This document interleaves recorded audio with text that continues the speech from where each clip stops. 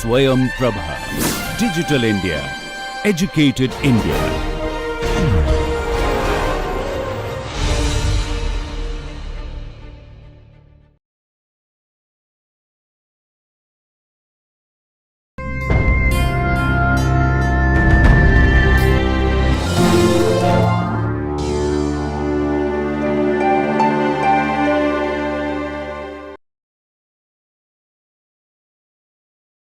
Good morning everyone. I'm happy to welcome you to yet another session of the NPTEL course titled Indian Fiction in English. As per the schedule, today we will be taking a look at a novel by Arun Joshi. It's titled The Strange Case of Billy Biswas. As some of you may already know, Arun Joshi is a well-known Indian writer in English. He was born in 1939 and died in 1993. He was the recipient of the Sahitya Academy Award in 1982. And we can say that he is in such a sense considered as one of the foremost writers as far as this field is concerned, and he is taught as an important writer in most of the courses related to Indian writing in English. He was born in Uttar Pradesh, but however most of his higher studies he completed his higher studies in the United States of America. He left for the US and took his degrees from Kansas University and Massachusetts Institute of Technology. He returned to India to work in Delhi. Initially, he was working as a management consultant, and then he also headed a research institute in Delhi. And this also gives us an indication that he had a very different kind of a career. His interests were varied and they were also quite unique, because he moved on to lead a very different kind of life. He left behind a lot of conventional things and went on to become a writer of a very different nature. And if you read up a little bit about his life and his works, we would also get to know that he led his life mostly as a recluse. Very little is known about his private life, and he also had very uncanny kind of unique characteristics, much to his credit. For example, he published only with Orient paperbacks, and this was the leading local publisher for a long time in India. But even after the entry of global publishing houses such as Penguin, it's rather strange and interesting that Arun Joshi continued to remain only with Orient paperbacks. Even today, we can find that his novels are still the editions and re-editions of the original Orient paperback publications. And if you recall, even writers such as Anita Desai, they began their career publishing with Orient paperbacks. This varied nature in his personality, the recluse soul that he was, and the kind of varied career that he had, we can find it getting reflected in much of his writings as well. If we go through some of his novels and characters, we'll get to know that alienation is an important aspect of most of Joshi's characters. And the kind of alienation that Arun Joshi talks about in his novels, they have a more universal trait. They cannot be reduced to Indian characters or Indian psyche alone. There's a certain universality which can be projected onto most of his novels and characters. And here I briefly draw your attention to two of his major works. The Foreigner, published in 1968. Incidentally, that was also his first major novel. And secondly, The Apprentice, a novel published in 1974. And in both these novels, we find characters, protagonists, who are caught in a certain hypocritic society. Left to themselves, they would love to be their ideal selves. They would love to be the perfect kind of citizens that modern India deserves. But however, we also find that their ideal selves are not able to live perfectly in this imperfect society. So we can even say that Joshi always had this unrest, this feeling of unrest within him, that he is also caught up within a certain hypocritic society where he is not able to live the ideal life that he would have loved.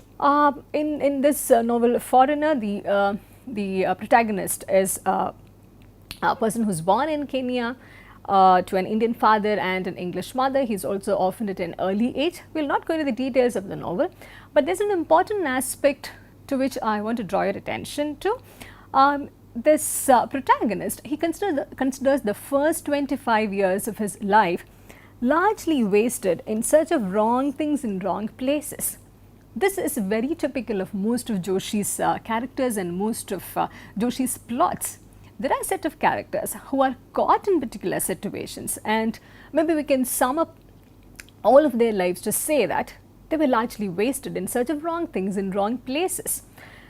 One may not always agree with the kind of definitions about the wrong places and the wrong things that these characters and protagonists were in search of, but nevertheless, what remains at the heart of Joshi's novels is that there are these characters who are caught in the post-independent nation, who are disillusioned with the many promises that the moment of independence made to the young nation, and the characters who are not able to retain the purity or the selfless ideas that they were initially quite enthralled about.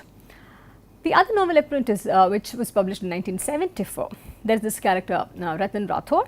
He's a government official and he's also a very idealistic young man.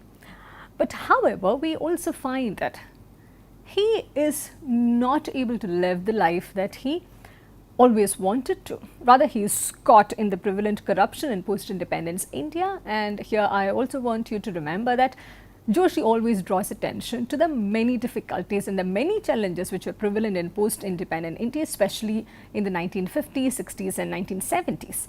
And Ratan Rathore, the character, the protagonist in The Apprentice, he succumbs to the pressures of the society, the corrupt world around. He ends up accepting a bribe. He allows defective equipment to be supplied during the Indo-China War in 1962. So we will not be going to into further details of these works. But however, we find that if we take any of Joshi's novels, we find characters who are caught in these difficult situations, especially in the post-independent scenario. A Strange Case of Billy Biswas, the novel that we propose to discuss today, is no different. Published in 1971, this is considered as one of Joshi's best novels, and even till date, this is considered as one of the most read novels of Joshi, and also one of the most taught novels of Arun Joshi. And here we also find a certain autobiographical element being built into the plot of this piece of fiction. This is the story of a US returned Indian who is Bimal Biswas, and he is fondly referred to as Billy throughout the novel by his friends and relatives. And he has an obsession with Adivasi culture, the tribal culture in independent India. And this forms the heart of the novel. And a little bit of background into Billy Biswas is important to understand this kind of unique and strange obsessions that Billy's character has throughout. He was born in a middle class, fairly well-to-do family, and he was sent to US to study engineering, which was considered as a very prestigious and quite an accomplished thing then. And instead of pursuing engineering, he graduated in anthropology because that was what he wanted to do in the heart of his heart. And with this degree in anthropology, he returns to India. For a while, he settles down and he leads a very conventional, normal, domestic, middle class life. He returns to India. He gets married to a young woman of same family status. He also finds a teaching job in which he is not very happy, but however he continues in the normal routine life for a while. But however, all throughout this, he finds the middle class Indian life unbearably superficial. And it is this hypocrisy of the middle class society, it is this redundancy of the middle class society that Billy Biswas always tries to break out of. In certain ways, we can even say that it is Arun Joshi himself who is always trying to break out of the redundancy and the superficiality of the middle class life that most Indians find themselves in. And Billy's life after that, it's quite tumultuous. It is extremely difficult for his family, and it is challenging in multiple ways to everyone who is associated with him. We find him meeting Bilasia, a tribal woman, during one of his anthropological field trips. He gets passionately involved with Bilasia, and he also disappears from civilized society to continue his life with the tribals, and he also is quite comfortable. He's quite at home when he's away from these modernized civilized society, and while he's living in living with the tribals. And again, we will not divulge more details about how the novel ends and what happens to Billy towards the end. Perhaps I leave it to you for you to read upon your own and figure out. And having said that, I want you to pay attention to the way in which the novel gets narrated. Billy Biswas is not the narrator of this novel. We have a different narrator, who is Romi Sahai. He is an IAS officer in India, and he was also Billy's friend during his time in the US. So Romi is someone in that sense who was with Billy when he was undergoing this transformation, because until he was sent to US to study engineering, perhaps he himself had no clue that he would eventually shift to studying anthropology, and that his life will begin to take such a tumultuous and challenging turn. So Romi Sahai emerges as this perfect narrator who's in charge of all the events, and who also gets to know what happened in Billy's life while he was in the US, and also someone who's able to follow with these changes even after his return to Delhi. And the narrator and the protagonist in this novel, we find that there's a certain way in which they are placed in contrast with one another. On the one hand, we have Billy's passionate commitment to tribal culture, and on the other hand, there is this figure of Romi Sahai, who is the spokesperson for the more conventional perspectives. And Romi, in fact, is the kind which we would perhaps more relate ourselves also with. He is this perfect middle class, successful person who is well educated, who is into a successful career, who is leading a normal, peaceful family life. So he fits the bill in every sense. And Billy is the antithesis to what Romi is.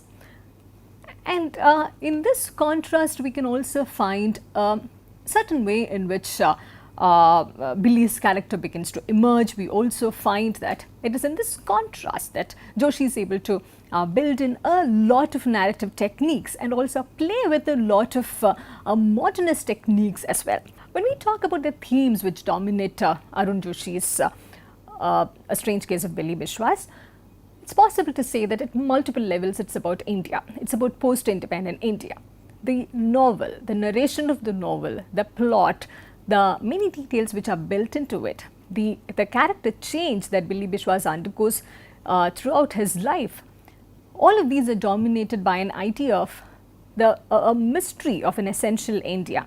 And this is deeply antithetical to modern India. Here we find a certain kind of a continuation of the rhetoric of Orientalism being built in which perhaps indicates that Arun Joshi is a writer, a modern Indian citizen who believes that there is a certain mystery, there is a certain essential India which has got lost in this race towards modernization. It would be rather naive to say that Arun Joshi is against modernization, or even Billy Biswas is against modernization. But what they are reacting to, what they are responding to is the process through which a certain essential part of mystic India, a essential part of the mysteries of India were lost in this entire process of building a modern nation. Whether we agree with this or not, we perhaps have to agree with some of the critics who have pointed out that in most of Joshi's novels, we find the concern to discover some notion of authentic being, whether it's an authentic India or an authentic person or a sense of an authentic feeling or an authentic culture. We find that in Joshi's novels, the protagonists are always in this pursuit to discover some notion of an authentic being. Whether this is a real notion or not, that's a different thing altogether. Perhaps it is entirely a fictive thing that Joshi's characters are in search of. But nevertheless, Joshi and his characters, we find them always obsessed with and in pursuit of an authentic being which may or may not exist. It's also important to give you a certain sense of a background and context when we talk about the setting of this novel. some of the critics have pointed out that Arun Joshi's A Strange Case of Billy Biswas is set in the tradition of the Courier-Elwin anthropological debate. Courier was an Indian sociologist, he was a renowned academic as well. And in the post-independent period, when the nation and the administration had to take a decision about the issue of the tribals, the question of the tribals, there were two different kinds of camps, two different opinions about what to do with them, how to assimilate them into the mainstream, quote unquote mainstream, whether to assimilate them or not. So there were two distinct camps, and Courier, the Indian sociologist, he believed that the tribals should be mainstreamed. And based on his studies and based on his field work, he also had identified three different types of tribal groups. The first kind who do not want to change despite their interaction with non-tribal societies. They would rather retain all their primitive practices and all their indigenous practices, irrespective of the contact that they had begun to establish with non-tribal societies. And the second kind, the second tribe would want to isolate themselves from non-tribal societies and minimize all kinds of interaction with the non-tribal societies. And there was a third kind which Courier thought would be in majority and was also much in favor of. The third kind was willing to assimilate with non-tribal societies. And in this sense, Courier also believed that the answer to the question of the tribals, it was in the process of mainstreaming the tribals into the civilized society. But there was this other group led by Courier-Elwin, and he argued, he called for maintaining a distinct identity, a tribal way of life, and leaving the tribals alone and not interfering with their lives or with their indigenous practices and not forcing them to assimilate with what we now call as mainstream. So this novel, we can say that it's set in the tradition of the Courier-Elwin anthropological debate. This was a famous debate which also had changed the character, changed the nature of the character of the studies related to the tribal societies in India.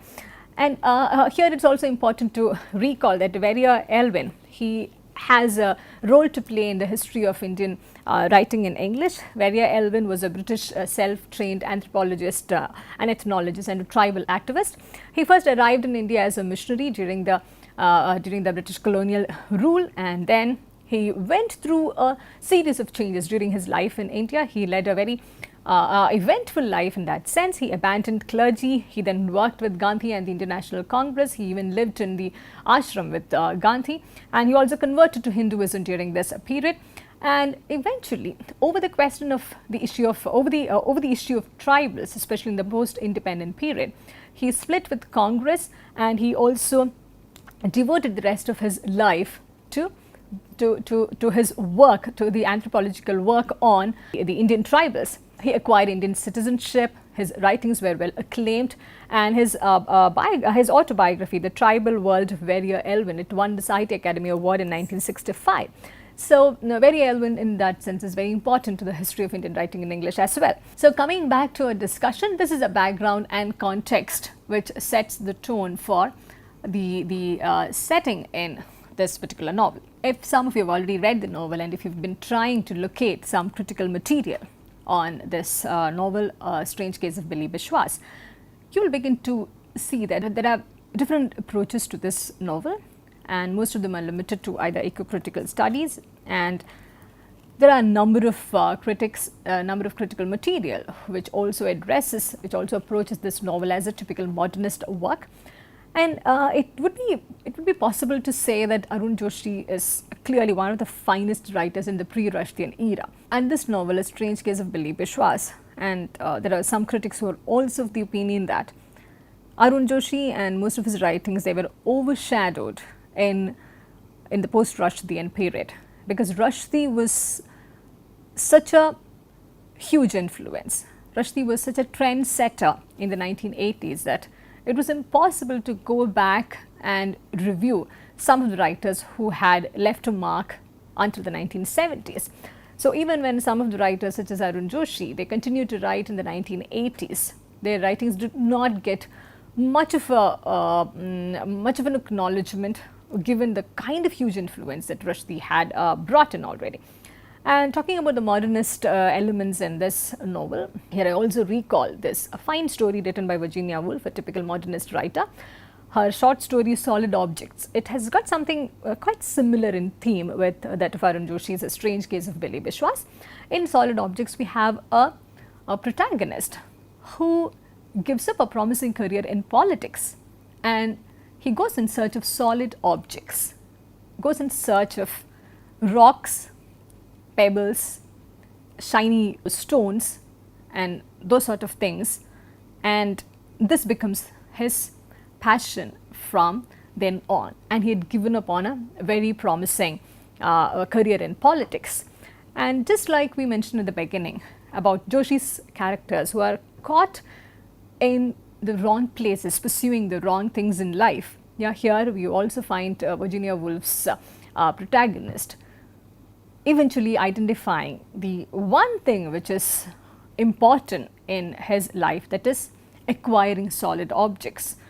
And from a very conventional point of view, it may appear as if this protagonist, he becomes insane towards the end. His friends forsake him because there is no way in which one could bring him back to normal life and tell him that you do have a career, you do have a promising life over here.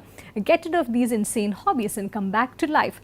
Perhaps in the same way, Joshi's characters, particularly Billy Biswas, he's also caught in this dilemma of having to choose something which the world, which the society thinks very promising.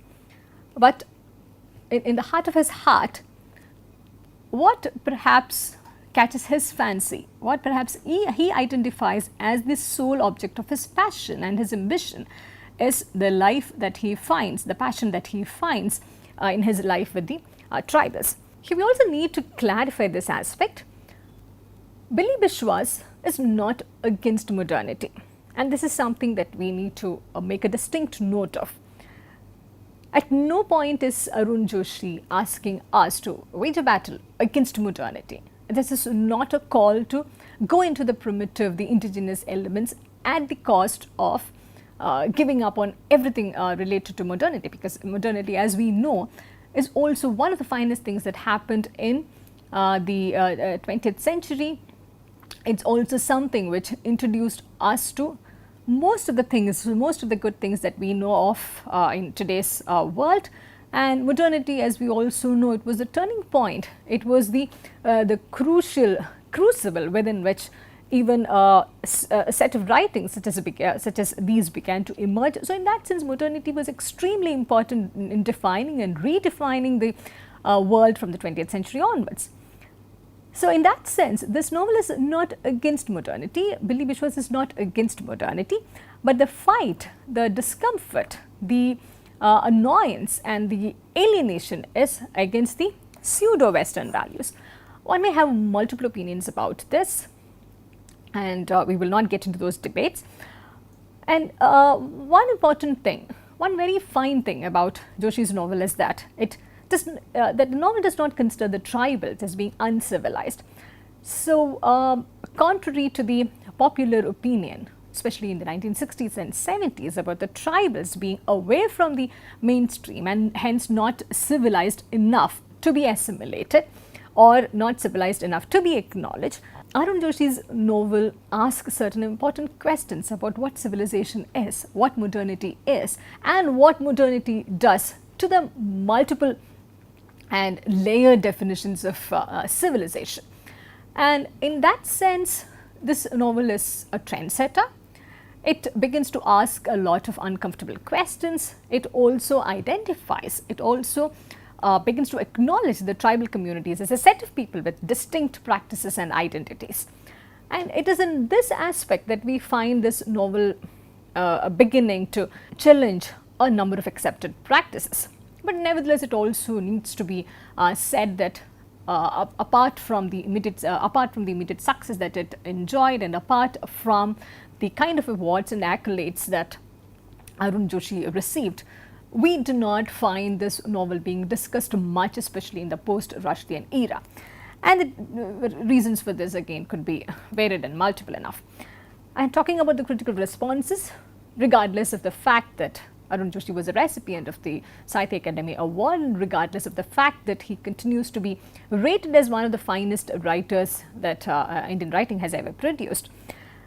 This particular work, A Strange Case of Billy Biswas, it was considered as a failure, at least by some of the critics.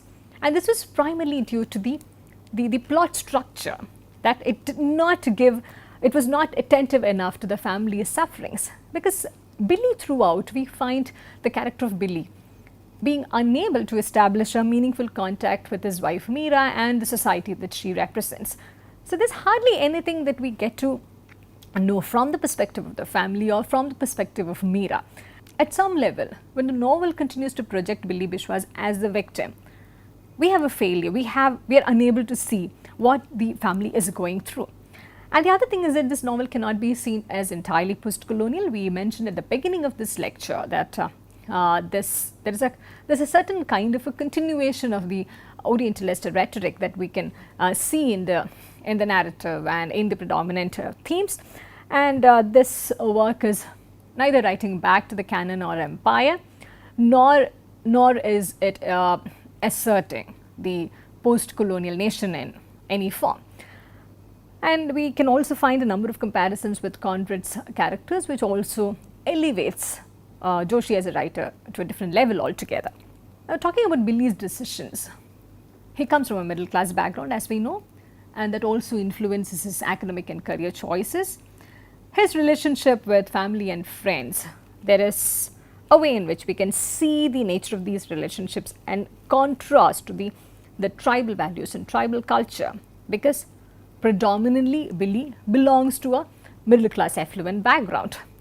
So the foil against which Billy's decisions are being set, that could be seen as problematic. Perhaps when we discuss the novel, we can get into some of those aspects as well.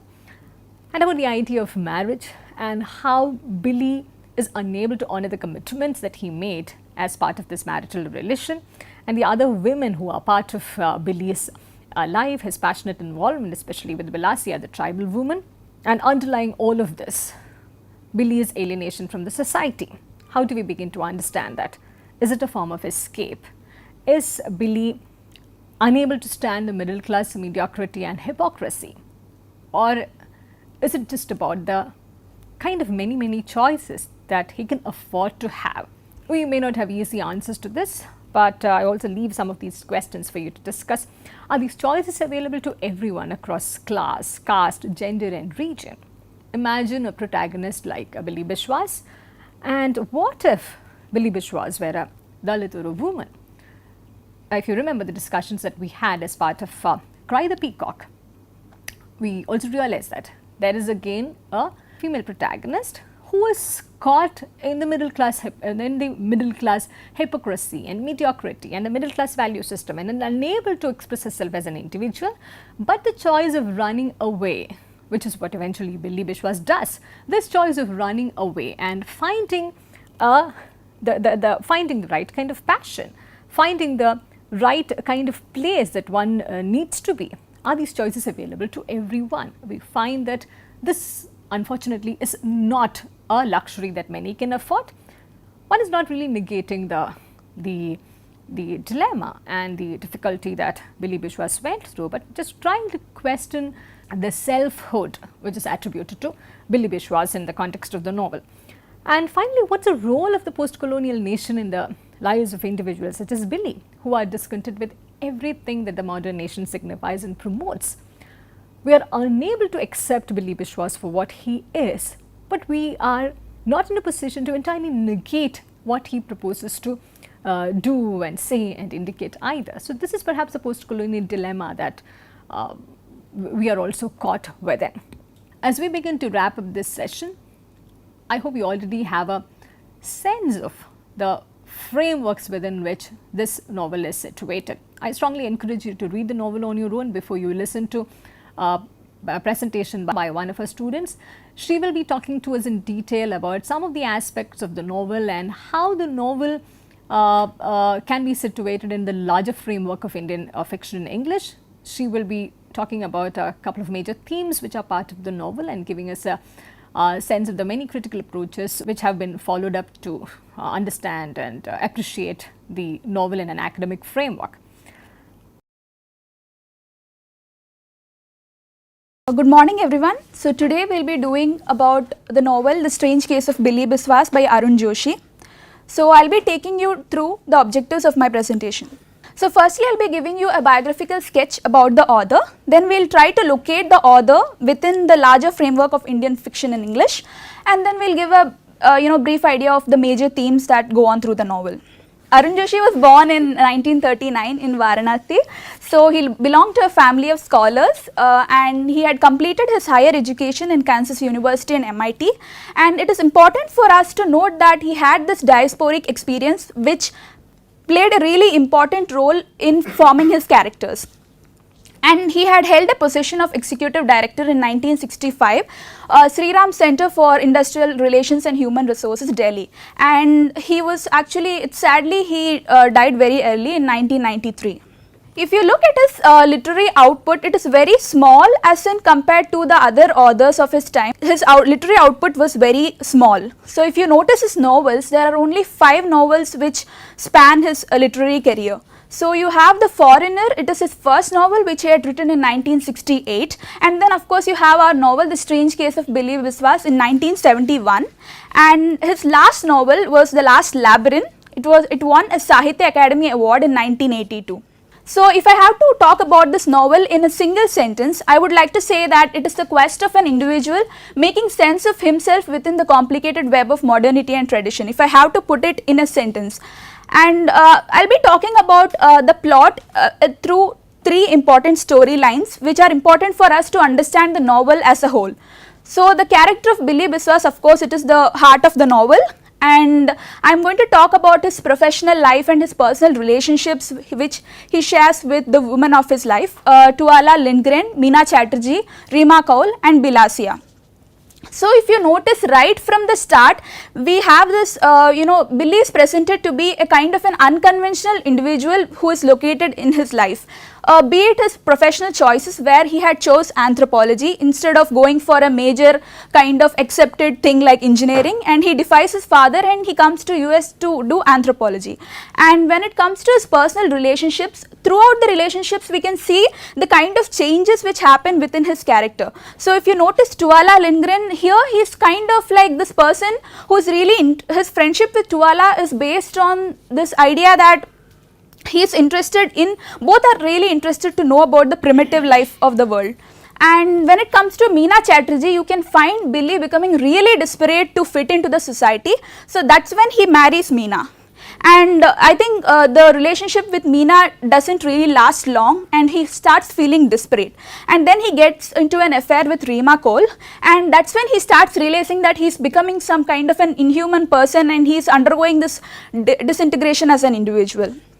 And finally we can see that he has an happy ending with Bilasia, but of course that doesn't last long because he's unfortunately killed in the end.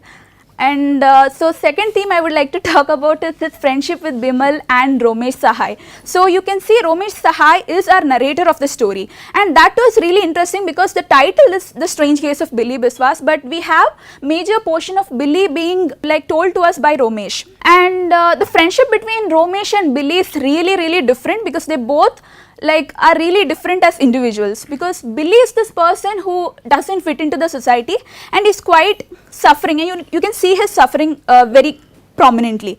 But when it comes to Romesh, he is actually located within the social structures. So he is married and he is into doing a particular job and he is following all the conventions, but still he can understand what Billy is going through. And I really feel that this kind of relationship is what takes the novel much forward. You can see their conversations are really heartfelt.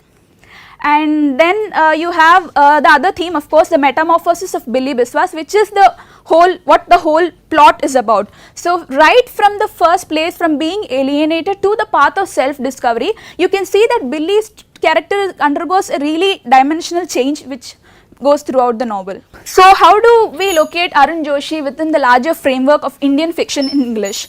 So as I have come across through, when I read the material, you notice that his name is being just passed by.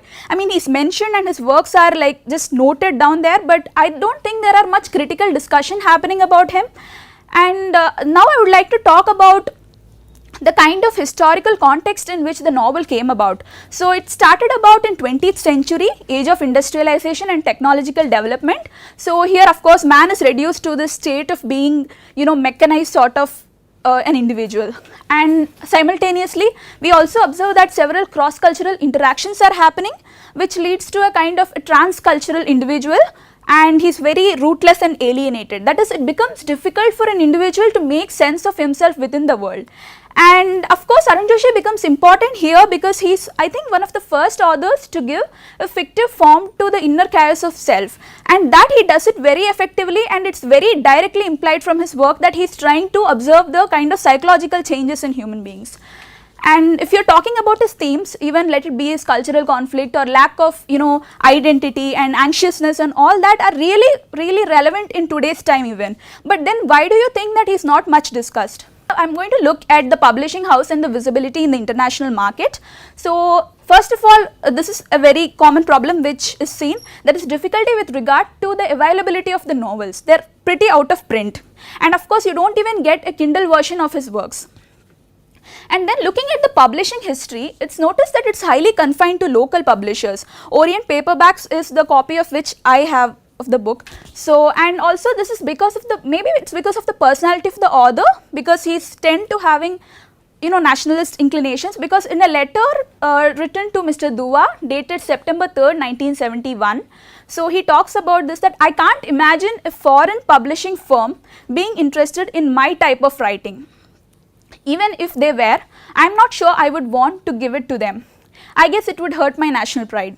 And along with it, even his personal sort of, his personality itself is very, you know, he is a recluse and he is isolated, and he prefers to be, you know, in he is an introvert, and it's said that he even doesn't like his neighbors to know that he writes. So I am going to talk about some of the major themes which are present in the novel. So firstly I will talk about the theme of identity. And right at the beginning of the novel you have this line number 41 of Matthew Arnold's work, it irked him to be there, he could not rest.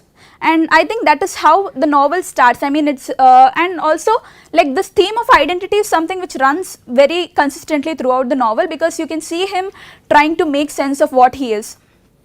And of course, as we have already said, the historical context, there is a cultural colonialization and shrinking of the world, and man simultaneously has this problem of making sense of himself. And of course, what K.R. Srinivas Iyengar refers to this Indo-English writer to be this confused wanderer between the two worlds being the West and the East. And identity crisis and form of rootlessness, alienation in the character sketch of Billy. So I am going to talk about a particular paragraph.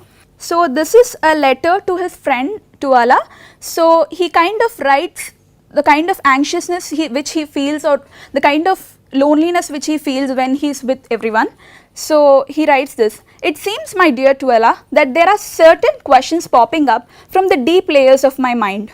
Who am I? Who are my friends, my wife, my child? At times I look at them sitting at the dining table, and for a passing moment I cannot decide who they are or what accident of creation has brought us together." So every time he keeps wondering about like why he is there in this particular world. So that theme is something which consistently runs throughout the novel. And philosophy, yeah, the work is pretty much rich in philosophy if you look at it from that aspect, and it's influenced by two major kind of philosophical systems, the Western and the Indian.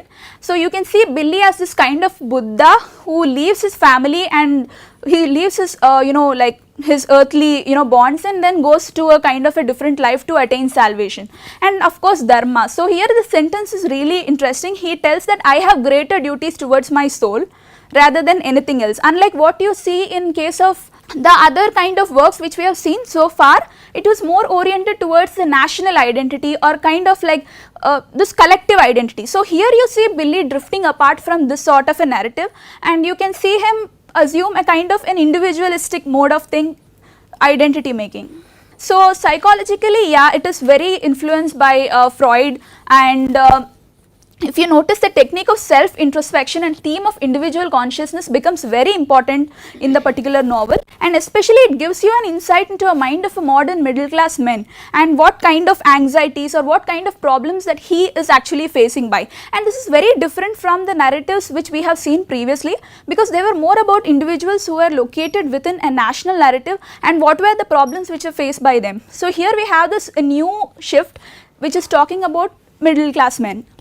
I'll read out a paragraph from the novel. So it kind of shows you how much the character is self-analytical. This is what Billy narrates to Romy about his affair with Rima, and you can see that how much he is aware of what he is doing. The worst of it was that in spite of this knowledge of my degradation, I continued to behave as before. I continued to whine and lie and sham. I found that I could not stop. I met her 3 or 4 times after that. Each time I would determine to be honest with her, with myself, and each time I would start to play the part as soon as I got the chance. You have no idea how ridiculous, fraudulent it became. I offered to divorce Meena and marry her, even though Rima herself never hinted at such a thing. So he is aware of the fact that he is doing something, like abnormal. At the same time, he is very reflexive of what he is doing. There is a theme of madness which runs within the novel. It's very amusing to read that Billy really finds, madness to, like, he really works with the, like, Billy works with in a mental hospital, and he interacts with the people who suffer from madness. And this is very similar to what Arun Joshi life was, because he too worked in a mental hospital where his uncle was a psychiatrist, and the theme of madness was discussed in such a way that you can find Billy telling that I find them to be the most amusing people to talk with. I mean, he tells that he's really comfortable talking with mad people, and that is something which is really different. And all these problems, whether be it psychological or philosophical, the kind of changes in the characters happen primarily because of this civilized and primitive kind of interactions which are happening in 20th century. So it is presented to us as 2 different worlds, and they split across. I mean, in geographical space you can see that there is a discussion of Black Harlem area and Manhattan area, and when it comes to the second part of the novel, you can see Delhi and Maikala Hills of where the tribals live. So there is a split between the primitive and the civilized, which is always maintained throughout the novel. And in case of psychological space, is also quite split. On one hand you have this unconscious realm, and on the other hand you have this rationality which is predominantly there in the novel. It's shown as the other side, and there's an intense critical, it's very critical of modernity and rationality and the upper class lifestyle. And it is said to be that the upper class lifestyle is something which is hypocritical and which is artificial, and you find that resonating at every part of the book, be it talking about Bilasia and talking about Meena Chatterjee. You can find that difference clearly, where Meena is shown to be this hypocritical and artificial, and she is very boring in nature. But when it comes to Bilasia, you can find her to be this mysterious person and who just makes the life beautiful. And then you have this account of the primitive idea. Right from the beginning of the novel, you can find themes such as music, dance, and all the other things associated with this traditional kind of a life is shown to be really exciting, and the experience is kind of described in such a way that you actually feel that there is some kind of magic around it. And then you have this element of supernaturalism which runs throughout the novel. So there is this one incident in the particular novel that you have Billy defending a Krishna murder case. It is a child sacrifice case, and you can see him tell that of course there are laws of the other world. Even though being a modern individual and educated abroad, he still believes in this idea of the other world. And then magic, of course Billy is elevated to this kind of a magical healer when he goes back to the tribal area, and he is seen to have this mysterious healing powers. When it comes to the political context on a national level, quite less is discussed. I mean, if you look at it from a whole view, you talk about, at one point of the novel, they just discuss about the recent events, and it comes by in passing that we understand that it was set in a time period after Nehru's demise. And moreover than that, I don't think that anything of national level is particularly discussed in the novel. And when it comes to social context, yeah, it becomes a bit relevant, because you're talking about conflicts that are at the local level between political authorities and locals. And it is significant from the perspective of development according to a paper by Solé. So, he talks about the fact that this is an era of post-independence. The novel came after independence, and that was when there were strong unchallenged notions of modern development, and like there was displacement of tribal people and like all other phenomenons. The novel becomes important in the sense that it brings about a focus on the tribal.